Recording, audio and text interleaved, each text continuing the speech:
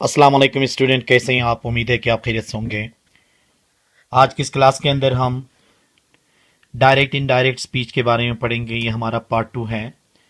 इससे पहले वाले लेक्चर में हमने डायरेक्ट इनडायरेक्ट के अफर्मेटिव सेंटेंसेस और नेगेटिव सेंटेंसेस हमने पढ़ लिए थे, और उसमें हमने रूल रेगुलेशंस पढ़े थे, जिसमें हमने प्रोनाउन की चेंजिंग हमने पढ़ी थी, और साथ साथ में हमने टेंस का चेंजिंग पढ़ लिया था। आज की इस क्लास के अंदर हम जो डायरेक्ट इनडायरेक्ट्स पढ़ेंगे वो हैं इंटरोगेटिव सेंटेंसेस और एक्सक्लेमेटरी सेंटेंसेस। इनके जब डायरेक्ट दिए जाते हैं तो उनको इनडायरेक्ट में हम कैसे ट्रांसफॉर्म करते हैं, उनको हम इस लेक्चर के अंदर तफसीलन पढ़ लेंगे। वो तमाम व्यूअर्स जिन्होंने अभी तक चैनल सब्सक्राइब नहीं किया है, आप चैनल सब्सक्राइब करें ताकि हर नया लेक्चर आपको आसानी से मिल सके। तो आइए थॉरली हम इन डायरेक्ट एंड इनडायरेक्ट्स को डिस्कस कर लेते हैं। देखें, जो इंट्रोगेटिव सेंटेंसेस हैं उनको इनडायरेक्ट बनाने के लिए जो रूल है, सबसे पहला रूल ये है कि देखें, no conjunction is used if a sentence in reported speech और direct speech begins with a WH words, what, where. इस तरह से बहुत सारे हैं। व्हेन मतलब ये है कि जब कभी भी कोई डायरेक्ट स्पीच हमें दिया जाता है और उसमें इन्वर्टेड कॉमास के अंदर अगर WH वर्ड हो या WH क्वेश्चन हो, तो उनको जब हम इनडायरेक्ट बना लेते हैं तो कोई भी कंजंक्शन हमें इस्तेमाल नहीं करना पड़ता है इन्वर्टेड कॉमास ओपन करने के लिए। जैसे कि देखें यहां पे, he said where do you live. अब यहां पे देखें ये डायरेक्ट है, और इन्वर्टेड कॉमा के अंदर आप देख लें तो WH वर्ड है। यहां पे WH वर्ड से शुरू हुआ है, ये WH क्वेश्चन कहलाता है। जब इसको हम इनडायरेक्ट में तब्दील कर लेंगे तो ये इन्वर्टेड कॉमा हटाने के लिए हम कुछ भी नहीं लगाएंगे, कोई भी कंजंक्शन हम नहीं लगाएंगे, और डायरेक्टली हम इसको क्या करेंगे, इस इन्वर्टेड कॉमा को खत्म कर लेंगे। इससे पहले जो अफर्मेटिव और नेगेटिव के सेंटेंस जो थे उनमें हमने इन्वर्टेड कॉमा हटाने के लिए क्या किया था, डेट का इजाफा किया था। अब देख लीजिएगा इनडायरेक्ट में, ही आस्क्ड। अब देखें ना, अंदर इन्वर्टेड कॉमा के अंदर क्या किया जा रहा है, पूछा जा रहा है। जब पूछा जा रहा है तो बाहर ये सेड जो है वो किस में चेंज होगा, आस्क्ड में चेंज होगा। और हमने कहा है कि इन्वर्टेड कॉमा हटाने के लिए हम कुछ भी नहीं लगाएंगे, हम WH वर्ड को इस तरह से लिख लेंगे, वेयर को, ठीक है। और डू यू लिव, अब ये देखें डू यू लिव इंट्रोगेटिव है और वो कौन सा टेंस है, प्रेजेंट सिंपल है। तो यहां पे देखें रूल के मुताबिक प्रेजेंट सिंपल जो है वो पास सिंपल में चला जाता है। अब हमें ये करना है कि ये WH क्वेश्चन जो है उसको हमने WH स्टेटमेंट बनाना है। वेयर तो अपनी जगह में रहेगा, लेकिन ये जो इंट्रोगेटिव जो है उसको हमने क्या करना है, टेंस चेंज करके उसके अफर्मेटिव में ले आना है। जैसे कि देखें, अब यू क्या होगा, आई में चेंज होगा, और डू क्या होगा, खत्म होगा, क्योंकि यहां इंट्रोगेटिव है। लिव कहां जाएगा, लीव्ड में चला जाएगा। तो इसका मतलब है ये पास्ट सिंपल का अफर्मेटिव बनेगा। हम आसानी से ये कह सकते हैं कि प्रेजेंट इंडेफिनिट का जो इंट्रोगेटिव है वो पास्ट सिंपल के अफर्मेटिव के अंदर चेंज होता है, और अफर्मेटिव में आपको पता है कि सब्जेक्ट सबसे पहले, फिर उसके बाद क्या होता है, वर्ब लगता है। इसी तरह से देखें डायरेक्ट, द टीचर सेड या teacher said how are you. अब इसके अंदर भी देखें WH वर्ड्स हैं, ठीक है। हाउ क्या है, WH में आ जाता है। अब यहां पे देखें, अब अंदर पूछा जाता है तो क्या करेंगे, टीचर आस्क्ड। अब ये क्या होगा, हाउ अपनी जगह में आएगा, आई वॉज, क्योंकि ये प्रेजेंट सिंपल का स्टेट का है और ये पास्ट के स्टेट में चला जाएगा, ठीक है। अब आर जो है वो क्या होगा, यू आई में आया तो आर क्या होगा, वॉज होगा। अब इसी तरह से देखें डायरेक्ट में है, he said what have you done. अब ये क्या है, ये व्हाट हैव यू डन जो है वो WH क्वेश्चन है। इसको हम क्या करेंगे, अंदर पूछा जा रहा है तो इसके अंदर शी आस्क्ड, क्योंकि ये पूछा जाता है तो सेड कहां चला जाता है, आस्क्ड में। Inverted comma as it is खत्म होगा, व्हाट एज इट इज यहां पे आ जाएगा। अब हैव यू डन क्या होगा, ये प्रेजेंट परफेक्ट का इंट्रोगेटिव है, ये चला जाएगा पास्ट परफेक्ट के अफर्मेटिव में। तो यू क्या होगा, आई में आ जाएगा, और हैव डन क्या होगा, हैड डन होगा। ठीक है।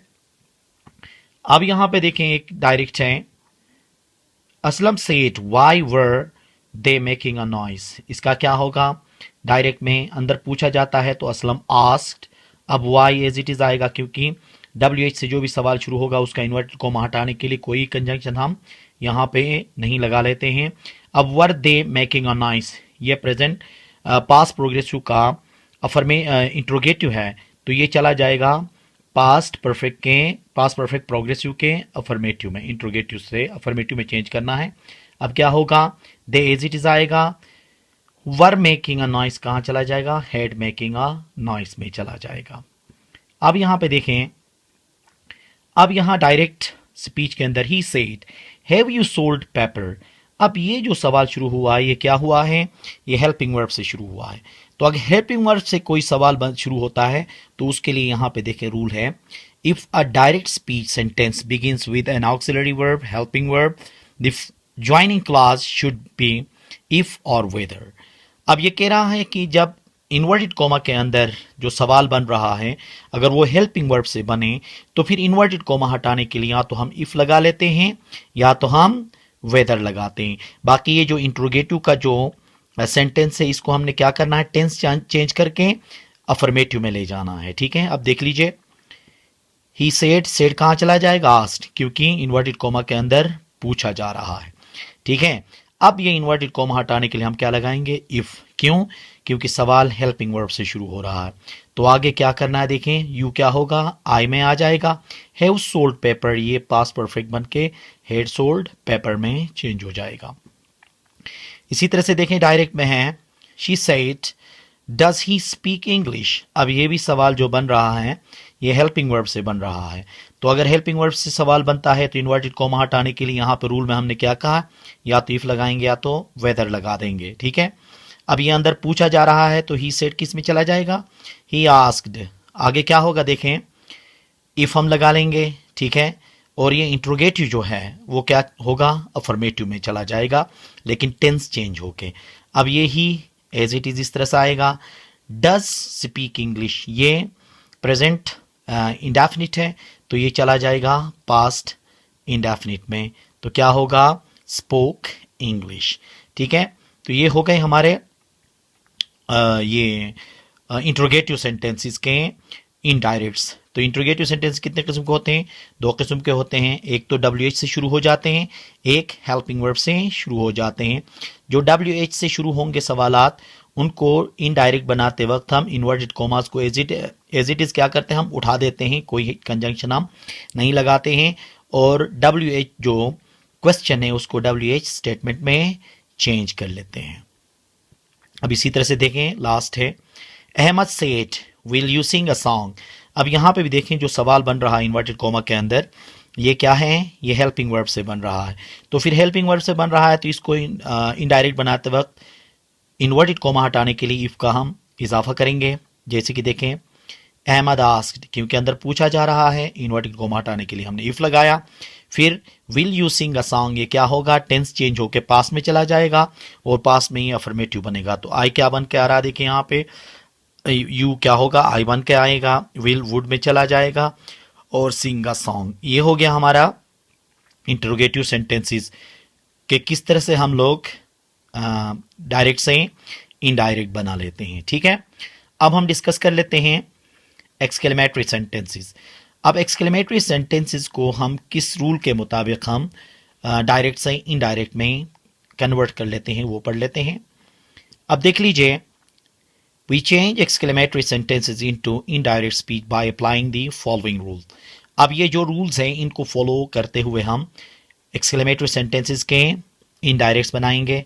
सबसे पहला रूल ये है कि if in the reported speech joy is expressed with the word hurrah etc. reporting verb say to is changed into exclaimed with joy or exclaimed with delight। अगर फर्ज करें यहाँ पे देखें डायरेक्ट है, अगर ही सेड, अब अंदर खुशी का जो इजहार किया जा रहा है अगर ये हुर्रे से हो या किसी तरह से भी खुशी का इजहार हो तो फिर हम उसको क्या कर लेते हैं, जब इनडायरेक्ट बना लेते हैं तो ये सेड जो है, ये सेड कहाँ चला जाता है, एक्सक्लेम्ड विथ जॉय या एक्सक्लेम्ड विथ सोरो में चला जाता है। अब यहां पे देख लें, हम इसको कर लेते हैं इनडायरेक्ट। अब he said hurrah I have passed exam, अंदर खुशी का इजहार है, जॉय का इजहार है, तो फिर सेड कहाँ चला जाए, देखें ही एक्सक्लेम्ड विथ जॉय। अब ये सेड कहाँ चला गया, एक्सक्लेम्ड विथ जॉय। अब इन्वर्टेड कोमा हटाने के लिए क्या कर लेंगे, दैट। अब इसके बाद हम हुर्रे नहीं लिखेंगे, क्यों, हुर्रे को एक्सक्लेम्ड विथ जॉय में क्या है, मतलब इसमें जम हो जाता है, ये हजम हो जाता है। अब आई हैव पास्ड एग्जाम, वो जो रूल है, प्रेजेंट सिंपल कहाँ जाता था, past simple, present progressive, past progressive, इसी तरह से प्रेजेंट परफेक्ट कहाँ चला जाएगा, पास्ट परफेक्ट में चला जाएगा। अब आई है तो बाहर क्या है, ही है, तो आई कहाँ चला जाएगा, ही में चला जाएगा। हैव पास्ड एग्जाम कहाँ चला जाएगा, हैड पास्ड एग्जाम में चला जाएगा। इसी तरह से दूसरा रूल है, देखें, if in the reported speech sorrow is expressed with the word alas, reporting verb said to is changed into exclaimed with sorrow or exclaimed with grief. अब डायरेक्ट के अंदर देखें आप, he said alas he has broken leg। अब इसके अंदर खुशी का इजहार नहीं है, गम का इजहार है, और यहां पे alas गम को जाहिर कर रहा है, तो हमने क्या करना है, said को exclaimed with sorrow या exclaimed with grief में कन्वर्ट करना है। अब देखें क्या होगा, she said, she exclaimed with sorrow। अब said कहाँ चला गया, exclaimed with sorrow, inverted coma खत्म करने के लिए हम डेट लगाएंगे। अब he has broken leg है, तो ये कहाँ चला जाएगा, पास्ट परफेक्ट में चला जाएगा। ही क्योंकि थर्ड पर्सन है, ये चेंज नहीं होता है, तो क्या होगा, he had broken leg होगा। ठीक है, इसी तरह से एक और एग्जांपल है, देखें, They said, hooray, we have won the match। Same यही जो फर्स्ट वाला एग्जाम्पल था, इसी तरह से है, खुशी का इजहार है। हुर्रे जब आता है तो इनडायरेक्ट बनाते वक्त सेड को कहाँ ले जाते हैं हम, एक्सक्लेम्ड विथ जॉय में कन्वर्ट कर लेते हैं, जैसे कि दे एक्सक्लेम्ड विथ डिलाइट, ठीक है, या डिलाइट या जॉय। हुर्रे हैं, अब इन्वर्टेड कोमा हटाने के लिए डेट लगाएंगे। आगे we have won the match है, अब वी कहाँ चला जाएगा, क्योंकि वो चला जाएगा दे, जो दे हैं वो क्या कह रहे हैं, अपनी तरफ इशारा कर रहे हैं, तो वी चला जाएगा दे में, और हैव हेड में चला जाएगा। आगे वन द मैच। अब ये है, देखें, तीसरा इसका रूल है, if in the reported speech someone has praised with the word brow etcetera, reporting verb said to is changed into applaud plus object of reporting class plus saying। अब देखें यहां पे, अगर असलम सेड टू अली, देखें यहां पे ये है, अगर यहां पे ब्राओ मतलब तारीफ की जा रही है, यू हैव डन वेल, अब ये यहां पे तारीफ हो रही है, तो जब ब्राओ है तो फिर सेड कहां चला जाएगा, ये चला जाएगा अपलॉडिड, अपलॉडिड, फिर उसके बाद जो प्रोनाउन है वो आ जाएगा, ठीक है, यहां पे ऑब्जेक्ट जो है अली, फिर उसके बाद सेइंग हो के आगे हम जारी रखेंगे। अब जैसे कि देखें, असलम अपलॉडिड अली सेइंग, अब अपलॉडिड के बाद क्या कहा था इन्होंने, देखो ऑब्जेक्ट ऑफ रिपोर्टिंग क्लास, फिर उसके बाद सेइंग, आगे फिर इन्वर्टेड कोमा हटाने के लिए हम डेट लगाएंगे, फिर हम यू हैव डन वेल जो है उसको हम क्या करेंगे, हम ही हैड डन वेल, क्योंकि यहां पे देखें सब्जेक्ट है और अली से कहा है, असलम ने किससे कहा है, अली से कहा है कि आपने अच्छा खेला है, तो फिर यू क्योंकि अली की वजह से हम क्या करेंगे, ऑब्जेक्ट के लिहाज से चेंज करेंगे, तो ये क्या बन जाएगा, ही बन जाएगा, और प्रेजेंट परफेक्ट जो है वो कहां चला जाएगा, पास्ट परफेक्ट में चला जाएगा। अब ये रूल है, देखें यहां पे, when the exclamatory sentence is started with how और what, the reporting verb said is changed into exclaimed and replace how or what with very and great and make the sentence assertive। अब ये क्या कह रहा है कि अगर कोई सेंटेंस हमें दे देते हैं और वहां जो रिपोर्टिंग वर्ब जो है वो हाउ या व्हाट से शुरू होता है, तो फिर सेड को एक्सक्लेम में चेंज करेंगे और आगे हम क्या करते हैं, वेरी और ग्रेट लगाते हैं। अब इसका पहला रूल यहां पे देखें, if there is a noun after what और how we change it with great. अगर व्हाट और हाउ के बाद नाउन आता है तो हम इनडायरेक्ट में उसकी जगह में क्या लगाते हैं, ग्रेट लगाते हैं। अब एक एग्जांपल से हम समझते हैं, देखें। She said what a fool I am. अब व्हाट अ फूल, देखें व्हाट के बाद अ फूल, यहां नाउन आया है तो फिर क्या करेंगे हम, इनडायरेक्ट बनाते वक्त सेड को एक्सक्लेम्ड में चेंज करेंगे और आगे जो व्हाट और हाउ आया है उसकी जगह में या वेरी लगाएंगे, यहां पे जो लगाएंगे ये ग्रेट लगाएंगे। अब यहां पे देखें, शी एक्सक्लेम्ड, ये तो एक्सक्लेम्ड हो गया। अब क्या होगा, दैट लगा के शी, अब क्योंकि बाहर शी है, आई क्या होगा, शी में चला जाएगा। शी वॉज अ वेरी या शी वॉज अ ग्रेट फूल, क्योंकि उसने क्या कहा था, व्हाट के बाद अगर नाउन आ जाता है तो फिर क्या करते हैं, शी को एज इट इज लाएंगे। वॉज, आई एम है तो एम कहाँ चला जाएगा, वॉज, और व्हाट को हम ग्रेट में तब्दील कर लेंगे। ठीक है। इसी तरह सेकंड में यहां पे देखें, if there is an adjective after what और how we change it with very. अगर व्हाट और हाउ के बाद एडजेक्टिव आया है तो फिर एडजेक्टिव किस में चेंज, मतलब ये व्हाट और हाउ किस में चेंज करेंगे, वेरी में चेंज करेंगे। जैसे कि डायरेक्ट है, देखें, शी सेड हाउ ब्यूटीफुल। अब हमने कहा था ना, हाउ के बाद फौरन क्या आया, देखें ब्यूटीफुल आया, यहाँ पे एडजेक्टिव आया, द फ्लावर इज। अब इसका कैसे इनडायरेक्ट बनता है, देखें, सेड को हम एक्सक्लेम्ड में ले जाएंगे, शी एक्सक्लेम्ड। अब इन्वर्टेड कॉमा हटाने के लिए देट लगा दिया। देट लगाने के बाद अब हमने क्या करना है, इसको एसर्टिव बनाना है। एसर्टिव का मतलब क्या है, इससे हमने WH को उठाना है। एसर्टिव का मतलब है बयानिया जुमला बनाना है, क्योंकि ये क्या है, हैरानी की वाली मतलब वाला जुमला है। तो क्या होगा, देखें आएगा यहाँ पे द फ्लावर, अब ये इज क्या होगा, वॉज होगा।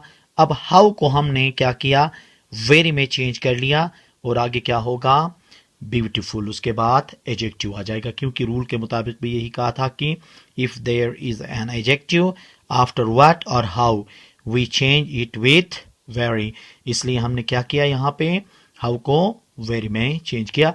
बाकी टेंस का चेंज होने का वही सेम मेथड है जो हमने शुरू में पढ़ लिया था कि प्रेजेंट सिंपल कहाँ चला जाएगा, पास्ट सिंपल में, प्रेजेंट प्रोग्रेसिव पास्ट प्रोग्रेसिव में। इसी तरह से जो शुरू में हमने रूल्स पहले लेक्चर में हमने पढ़ाए थे और इसके भी पहले इंट्रोगेटिव के जो हिस्से में हैं वही हमने क्या करना है, फॉलो करना है।